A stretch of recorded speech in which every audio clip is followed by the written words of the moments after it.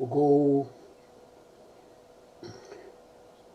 whatulou ki he whihituu a e whenakena toke lau mo e tonga hahake mo hihifo.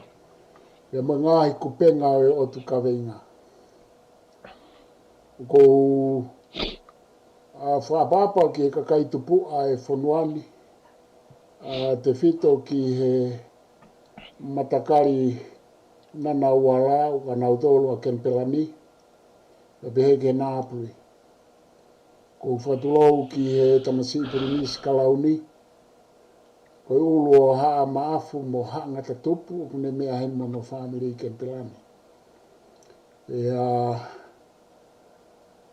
Ko whaapapa ki he tahine Princess ko la tu fui peka ko tala whikaulahia o tonga ki Australia. Ko atu e ku whakatapu ki he Hoeiki, Tauwhanua, whare matapure a Kautakilotu. Kau takwhapurikare whanuani, pa behe ki tonga. Pea moe ku whaafe, pea me mananga tonga. Ko Joe I Fifita, pea ku iloa pe he lo au, ko e lo au wa filosika. Aia te mawhe pōtala no aki pa te matātālanga ki he whakaukau ko e lotu, pe ko e tui, pe pe whoki ki he sainisi, pe ko e uhinga moe ako. Ko uawhalaheat ka tik muto ko tō pēk mo mea mai me ngāhi tapa ke pe, utaitai lelei ki motolu, whatawange pe e lava ke tau whiako ake a ngāhi whakaukau. Ko Joe talanoa mai pe I he telefoni, pa ku sai pe ku whahoko atu pe ano tā koe ni pia te mo mea mai pe ki e ma a whiringia ku whakaukau. I kai te koe whakaloloa, te oanga Joe ke ne kamata pia ma toki o kohoko atu ai. Malo wa filosika? Ia, malo pito pouwalu, mau whainga maarie, ko ilo koe kawenga koe ni teu ke whaia ki tā la noa, koe kawenga pena aslere mai I he ki mua, pea ko hono toi hoko atu pene ki whakatala noa I he kawenga tatau, ko ngā ka tahane ngahi kawenga lalahi. E lawa peko tahane ngahi kawenga lalahi taha I he malai koe o wheka ku ngā ki o e ako, ka maa ai ngahi lotu peko ngahi mea whakalau maari. Ko o kalamu hamui muina ta tala noa I ki he ngahi e whai ki whakalawlawe ma ki whakauhinga. Ki e ngo fwile ai koe ngore ako whai ka tala noa koe reason whaka uinga he kai tokolahi koe sainisi. Pe koe ako whakata mai, pe koe depende mehe area o e malaka ko whai mea e whakauinga.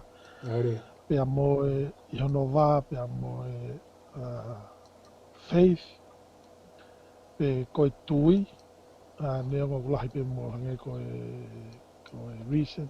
Koe faith ulahi pe mo no ngahi whakauhinga keke. Ka nā was whakalawalawe ki mua au whakauki mo uhinga, mo whakauhinga koe. Aku, pana e whai mea I hono whakawai o tala noa koe ni ki he faith, pea mo reason. Aia koe faith te to ki lawe no pe ki aika hoko at ki he toinga o tala noa. Koe faith, o kui kai koe hange koe whakauhinga e toko lahi, e nau sia koe ki faith, e koe tui o nau pehe koe te tui ka mea o koe ki iai. E o koe ki hano evidence, o koe hano ngai whakamo on. Koe faith koe o kuko whaika au whakalawelawe, pa koe faith o mahalo te unga welahi aki pe I he tala noa, o ko e te tui ki ha mea ko he ngā o kui ai e te wā, pia mo e te ihe position o kui ai e te conviction pe ko e te ilo pau au pito. E ko e ilo ko ia i he te ako, pe ko ilo ko ia i he te si whakasainisi. O ai pe ki he te ongo i pe ko e te wā whakawhoi tui. Pea ko e recent level, o uhinga ia ki he area lahi o kamata pe o kawa e ako, kawa ilo, kawa e whakauhinga mea.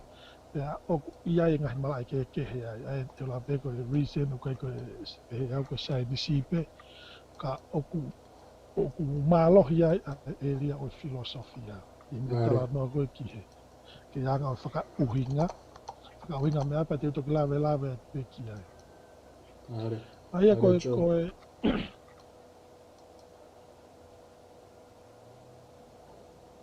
aia koe tango whae whakatala noa ki he recent pa mo e faith o koe tala noa ko lawe ki ai maupe me kua ki a whekumi mo e ku lau tohi pe o ku toko lahi whau ai kau poto i he kohiri o ku iai e nau ngahi sio, pe nau ngahi whakakaukau whekau atu pia moiongo Eliani.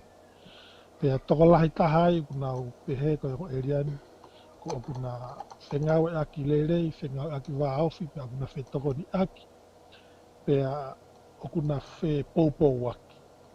Ka i taimi tatau o ku iai pe ai toko lahi, lahi me Elia o Sainisi.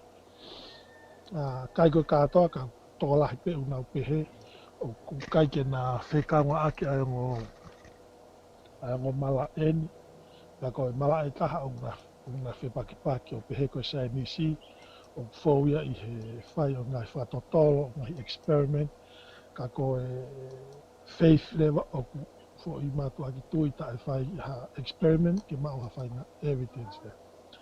Ka ke te au i hanga usio ko ongo tawhaakin o kuna o mai ai kawenga tatau, he una whekumi longa pe ki he mea tatau. Paka tahene ngahi mea maho inga, na whekumi ki ai kau poto i kohiri. Ai talana ko ki he mo'o nipe ko truth. Ko truth ko whanau tamaia o ngā aue ai faith, pe tatau pe mo e reason. Ko tai mung tau tanoa ki e reason weta ko talanoa ai tangata filosofa i he ngahi argumentation ni me fotutu pe ko ngahi empirical evidence observation o whai he kau sainisi he nau ngahi experiment ni. O kuna whainga loa pe he na whekumi ke mau ai mooni. Pa i he taimi o tau hanga toi ki tau sio ki he faith. Ko tala noa ia o taha pe i he tala noa i faith tau te whito ki tau ngā ungat mi he tau alu ki tau whaaki o lotu. Ko taha i mea ia o mai ko e whekumi ki he mooni. Whekumi ke mooni pe hangi pe ko lawe ai ongo taha i ngahi lotu la lahi o mamani pe ko e siasi e Buddha, pe ko e Hindu, ko Kristiane o pe ki he Islam o nau tala noa ko ta pe ki he truth ai o nau pe he ko ha uia me he ngahi mawhai maalungangi pe ko e otua i anga ko e nau whakalea. Ko e taha ngahi kaweinga koe o tō hake e he ni he kau matātao i mua i he mala e o e ako. Ke whai aki nau sivi ai o whakakaukauni. O nau pehe koe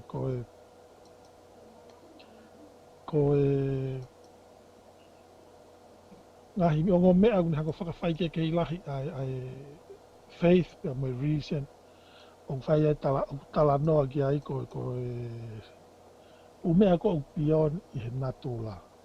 E pehe I he reason, pe ko shiny sea, pe ko o lahe na o tala noa ke o mea ko natula. Ko te ilo ha mea mo on, ko ha whainga mea te lawa sia, te arakea, pa te lawa sifi, pe te lawa whai hono furi hi mo no sivi. Pea lawa rewa ke te pehe uma mea mo oni, pea ko toenga unga hi mea ko kai ke kau ke whahinga ko ni o natula, pe ko nature, o ko nau pehe I kai ke mo oni, pea o I kai ke nau futu. Ai o ko anga ne afe mai ko amala ko o a mai ke sai nisi. Ai ko time ko tu ai he foi tunga ko ni ko time la o kau mai ai ngahi tui na tu whakataha mai ki nau tolu e time la pa mo kau filosofia I he nau tala o kuiai o kuitai ko ngata anga o mamani ko mamani pe ane au tau sio kai ko ui ko natula e ko nature. Ko time ko tau tala noai ki he nature pe ko natula pe ale ko ke mala o sai nisi tau ta noai ki he naturalism ai ko naturalism ni mai ko natula ko ia pe kai te ha mea te lahi ake kai te ko natula pe ko ngata anga pe ia o ngai mea ko mo ni me ngai mea tau sio ki ai.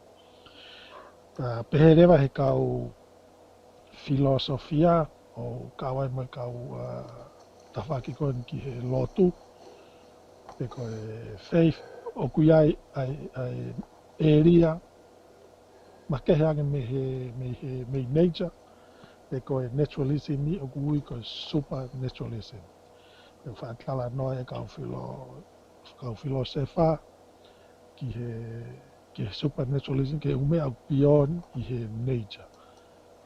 O kuna o whaatano ai ke metafisiki hange koe whakakau ke tau tala noa ke tau o ngō ko ngahi mea koe ke tau lava sio pe tau wala ki ai ka tau ilo pe o kui ai nea o kui kai ke lava e tau ngahi yongo ngahi konga hata sinou nao mai ngahi yongo o tala mai ka te tau tolu ka au kui ai. Sai koe tana ko kon ki he nature angai koe ku lawe ki mua tana ke ume aku material ume aku te lawa ala ki ai pea o ku whakau he kau saini stola ka wai e taimi pea mo space ka I he time tatau o ku tala noa rewa a religion pe ka kai area o faith tanoa ke universi. Au tanoa ki natula mo katoa ngahi mea pion iai pea ko uhinga ia koe o tala noa ki he supernaturalism na mo naturalism. Ai koe tala noa ki he supernaturalism ki he mamani mo natula mo pion tanoa ki naturalism ki mamani.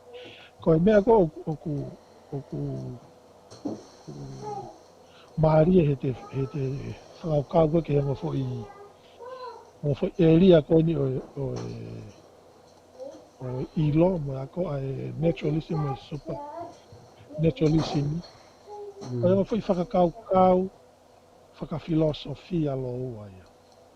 Tau tana ko ki he ism ko toape ko ngai whakakau whakafilosofia ia. Ngai issue whakafilosofia ia. Te ko mo foi whakakau whakafilosofia e ua o mai nea ngari hange o kuna ho mai me ngata whakeke. Pa I hene pehe rewa o taulao rewa si o atu ki ai. Ko mo foi malai ko ni o whaingata ke tau hanga o mai me koe tau akiu e lawa he malai taha o whakahalaki pe whakatonuki e malai taha. Tau pepe hange ko ni ko naturalism e kui ai kau sai nisi. Mo whaingata ke nau hange e nau tolu o disprove ai supernaturalism. Ko hinga pe ko yongo area na ke whao.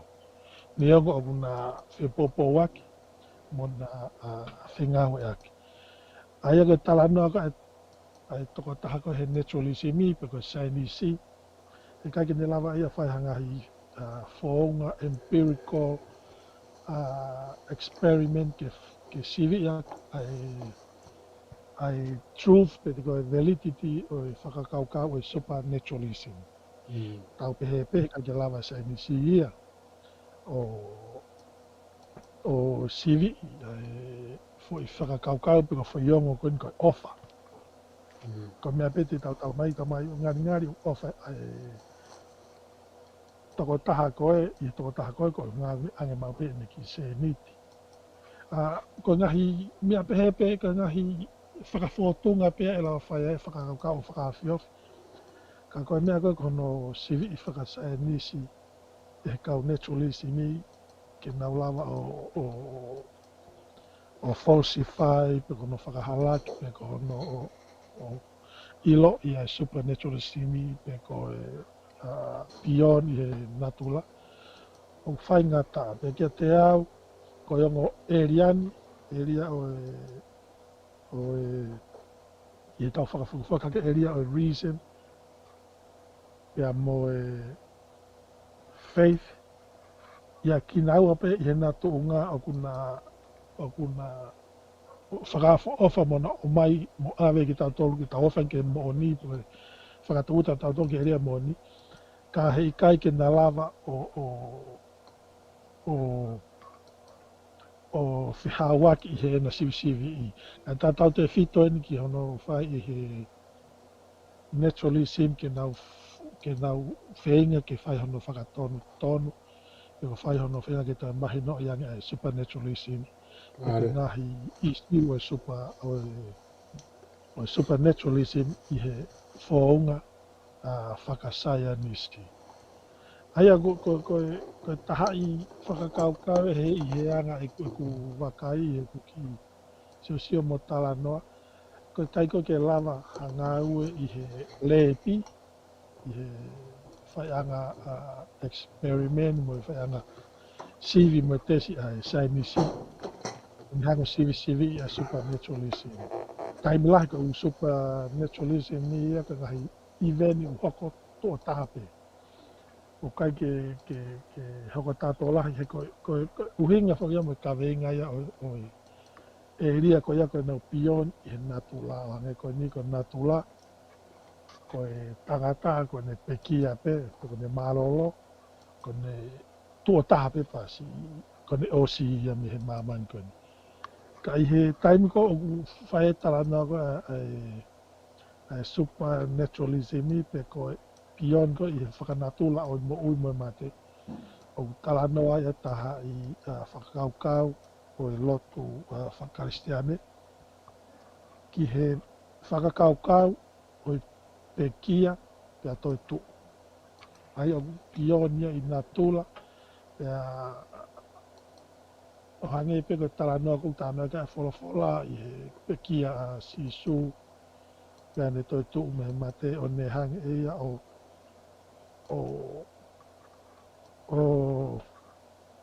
wei ai tukunga whakakaukau mo ni mea koe o naturalism pe ko natula ka tangata mo ui pia mate pera ne osi.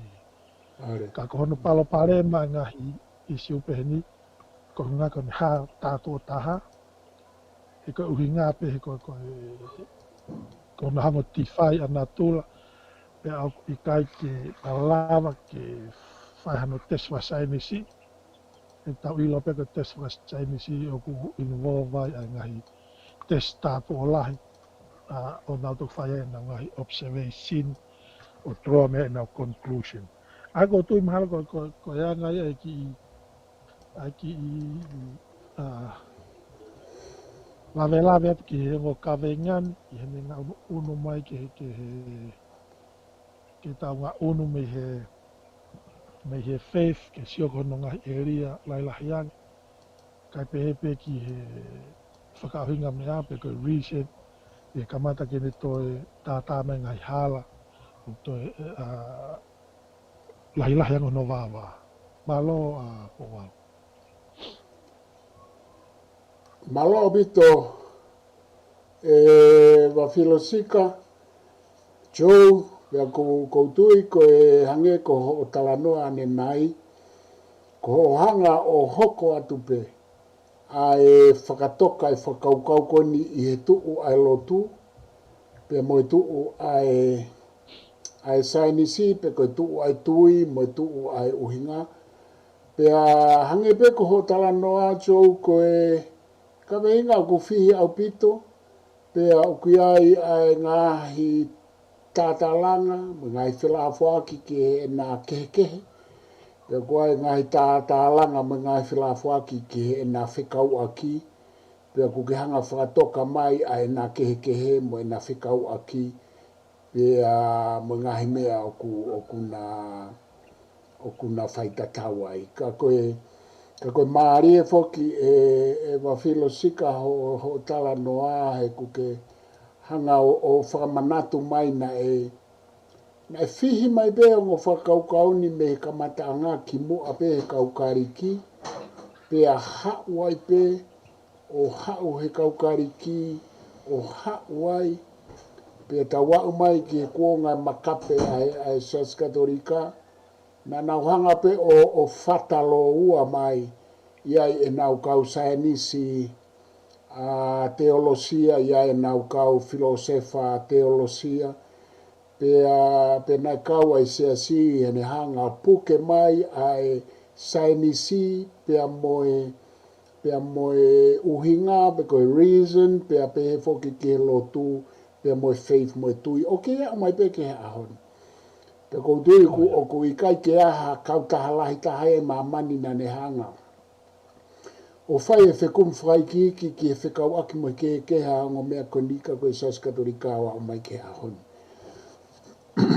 Pe hange oku mea e ho iki hau foki pe a makape ka tangata ko Newtoni ko Galileo mo mea na hanga whawhehu ia ngai mea whakatoka terine pe tau hauai hange koku asmarewa kuna maa wahe pe a whai mai o tau toi alua tueni ku toi tānoa mai kau sainisi e ni i ki he na whekau aki, leo ngō mo kau filosefa, pe koe pe a talanoa mai ki he na kehe.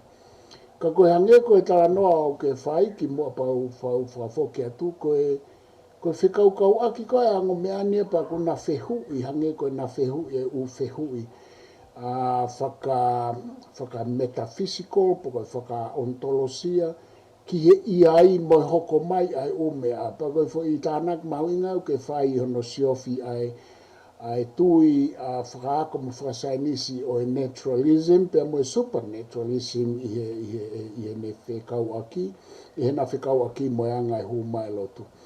Ka te tuko atu Joe koe ke te whai mai mua ha to e tānak, to e tamini te hongo fulu, u ta haf hoa pe ki he Te hanga hau pakai ki he ne hau koe na ngo me ani i he tuu ai kaukariki, pe moe tuu ki mua, ai tau pehe koe naturalism moe supernaturalism i ho tala noa ki ai, pe moe ne hau koe ki he loto si, o hau ai o hau ke au, ni kou o si lawe i pena ke tala noa peka koe, o whaambeka paute ke tu si ofi maange ai ke he ki mua he kaukariki, moe ne hau ke kaukariki, mo kau loma pe mo ne ha no fo se senturi lai ai mo fa kau ni pe mo tu ko he aho ni malo io malo pito po va hange ko ku lave ko kawne ka veinga na fe o mai pe ia mo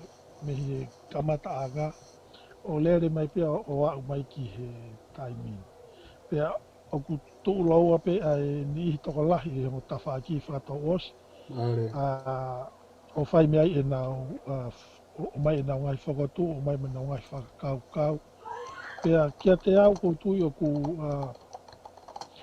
tahane ngahi kaweinga, o ku fumahu inga whau. E ko uhinga agu ne, o toko lahi hona ngo o nā ongo kau poupou, pea kia te au, ko hinga maho inga whāua i he ko hinga he kai ke lava o piki ki hataha, kai tuku wange hataha. Nia mo ai pehe ni toko lahi o kai ke whia mau ai faith, o kia ni toko lahi o nau pehe ko e faith, e ko e aigana o mai he ngai taimi, ki mua he ngahi lotu pa kau siu si te anau pehe ko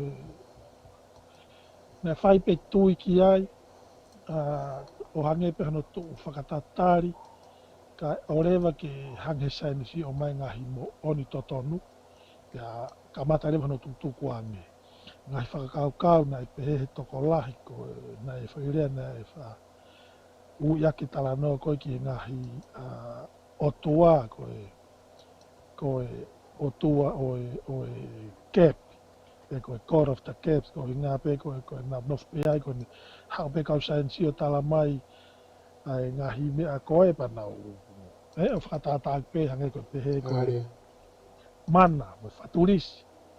Na nau pehe he ngahi, o kai e ngata pehe ngahi lotu whakasiu, ka se aneka, ka ngahi lotu he na nau pehe, ko e taha e ngahi mea ku whakahama ia he nau ngahi o tua, o nau ita, pero nau roto mamahi, pero nau iai, ko hawa e ngahi mana, ko hawa e ngahi la a, pia mo e ngahi honge.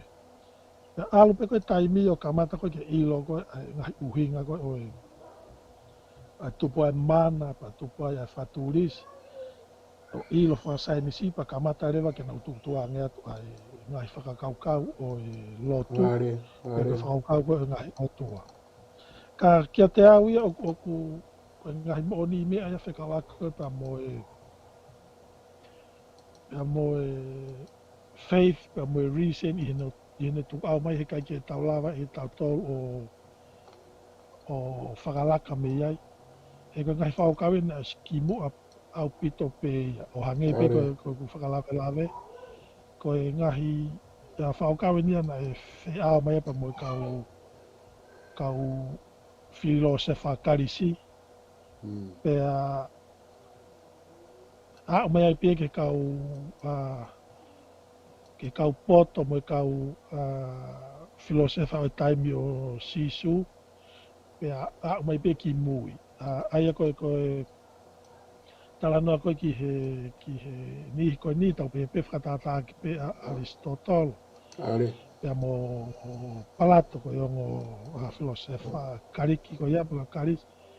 Ko ngahi mea nia na tui nawa ki ai, na tui o ki ai mea mo koe ki tau lava seo ki ai ka ko ngā ko nau whiwhiri mo nau viviri. Na nau tui mau pe ko mea ko tau pe i ai, o ki ai tama ke neango te kai. Pe ko no whakarea taha, ko mea ko tau pe lava move, pe ko tau lava ala ki ai, pe ko ngāwe ki ai.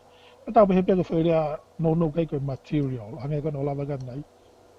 O pehe o tangatani a paupena i ai ai toa taha ia, na ne hango whau, pe ko e ne hango whakatupu, pe ko hane hango move ai fwoi whakakau koen, pe ko fwoi material a kontau tānoa ki ai. Aina ne whangau ia ke ne a ki mea ni, pe ko ne whakakau na ne ui koe unmoved mover.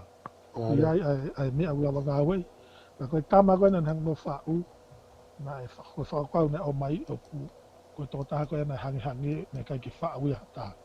Te unmoved na toko taha koe ia. Ai koe talanoa koe ia ki ngai taimi o Aristotle o Plato. Pe au ia pe mo talanoa ki he faith mo reason ia e kau stoic, pe mo e kau Epicureans. Oku hange ko lau koe whakakau koe ni maha ka pau te tatai hoka te ngai pokalama muiang. E tau lau reo to e sio kai ki iki ki he ngā unu ai me whotu whakaukau ai kau matao taon. Ka i he whakawhakawhak mai beke ta whakaosa pe e pōwau. Koe talanoa koe ki he faith mo reason te ki ata hareka mai pe ki ta awhiawhi mai ki he taimi koe o si sungu he koe pia moe ai tohi tapu. E koe koutu mahal koe area no ki whehanga hanga i lahi taha, ka tato whito ke ngahi lotu la lahi. O e mamani i he taimini o kuna whehanga ngai pia moe sainisi. Ka kia te au koe taim kou o whaia e tala noa koe ki he faith, tā noa ke tui whalotu.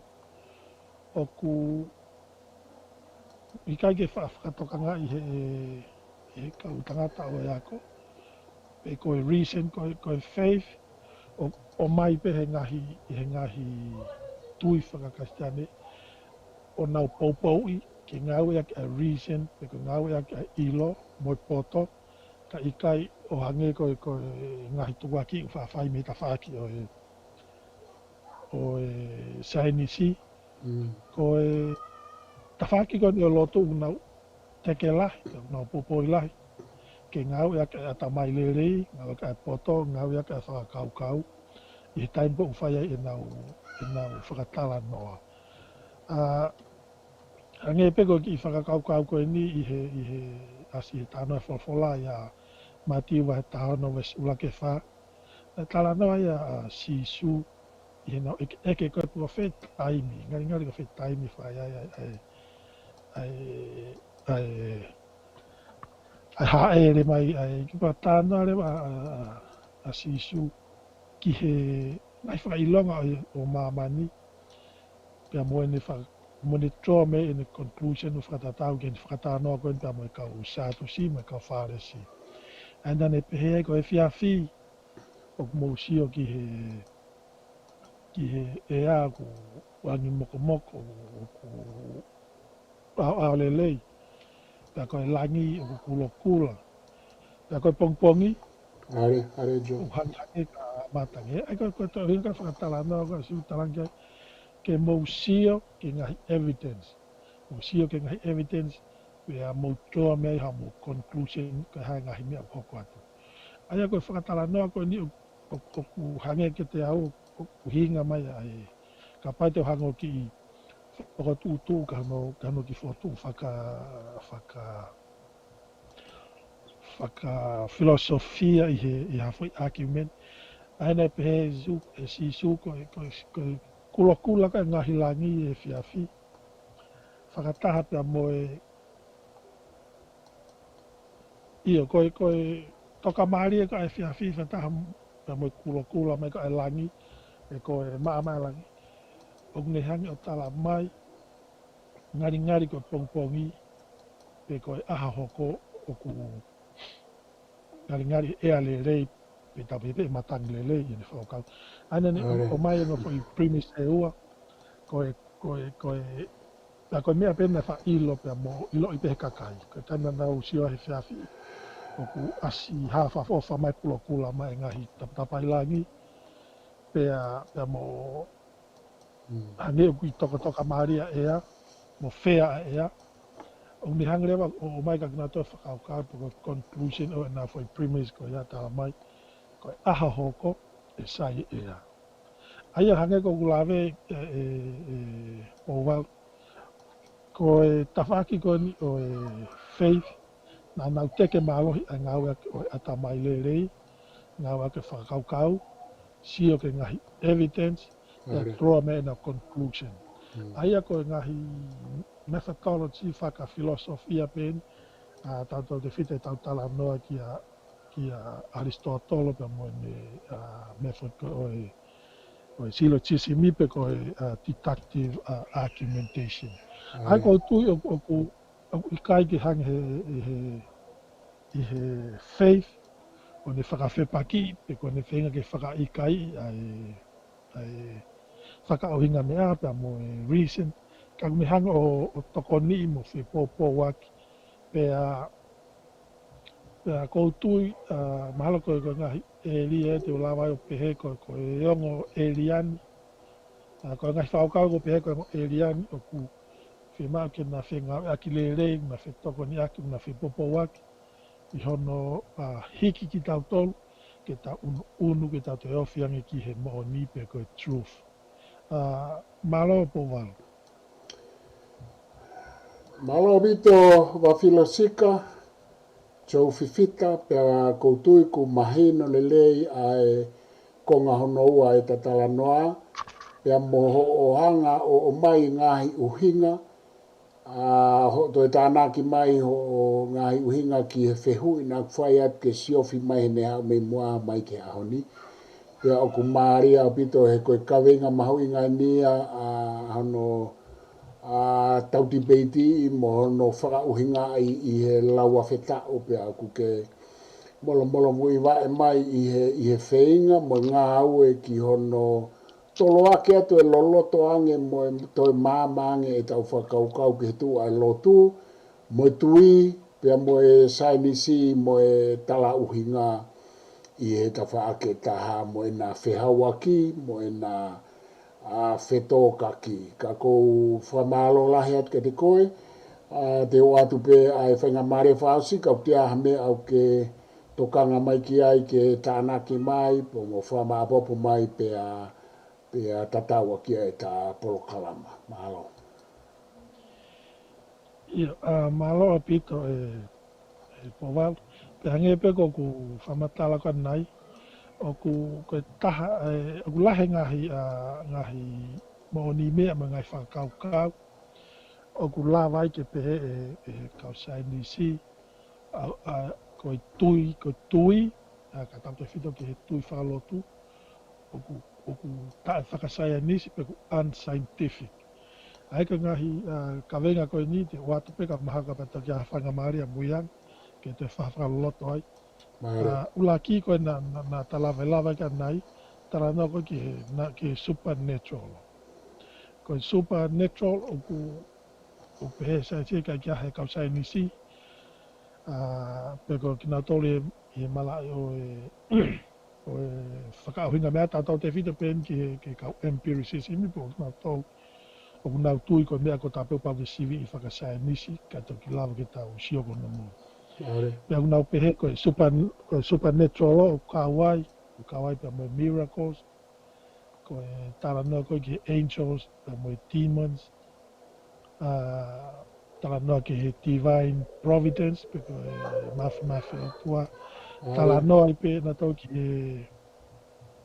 he creation ni, me whakatupu, e na ulawe kia na whakatanoa kia i Aristotle, pea mo Plato, kai tau te whito ki he mala ai koe o free will, e koe whili tau ataina ai tangata ai agu pehe e ni heo kausainisi, toko lahi, neonga ai mawaiwaha kausainisi, unau pehe koe free will o ikai ko ha mea ia pui aki tau tolu, unau pehe ko mea ko toa pe ko os whako tu mai ia, ka ukai ke tau free pe te tau ataina, ke whai e tau ngahi mea ko toa pe.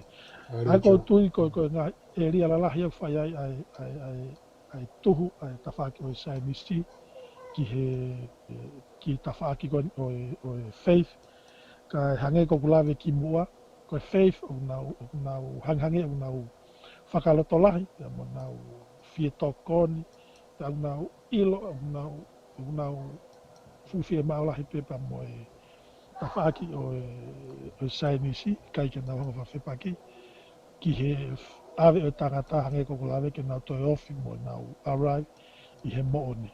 Ka koutui koe ngahi mea maha inga pe ia ko lawa ki te whamanata tumo mo toki a hawhainga maare a muiange ke whahatala noa whakaloloto ke ngahi eria koe ni. Malo a pito po wau. Malo a pito e wawhilo sika e a ko whamalo lahi atu ki ho to e tāna ki mai koe ia mo e whamapopope a o ku kei lahi pe ai tā ai wā mo wā i tā ke tā whanonga tua i he kawe ngani pe hange ko ho whakaamu ki hono toi whakaiki ki anga pe ko whaamu pe na e ongo lele at ka te kmoutou ko toa pe mo mea mai pe a mahino atu ai whainga i he kawe inga whaingata a koe ni a wawhilo sika me he nui sitlo au ke vete atu i hono whakauhinga i ai tu o ai lotu pea mo e sainisi. a kou whamalo at ka te koe e Joe ki he ta i wā mo wā i tā koe ni, tā mai ke whaasinga i ta polokalama, pe a kou whamalo at ka te motol kotoa pe, ku mo wharea mai, mo kau mai, ki he tātālanga repa lo au, i he whiawhini, pe mo e kawenga koe a koe lotu mo e sae nisi. Kou ofalai at ka te motol, pe kou ofalai at ka te koe Joe mo e whamiri, pe mo e whaifatongia me he tā umananga, me i tonga, mo ngā hi whatongia kehe pe, ke ngata whatongia ke lo au, ka mo me a, ka tau toki hoko atu. Alo.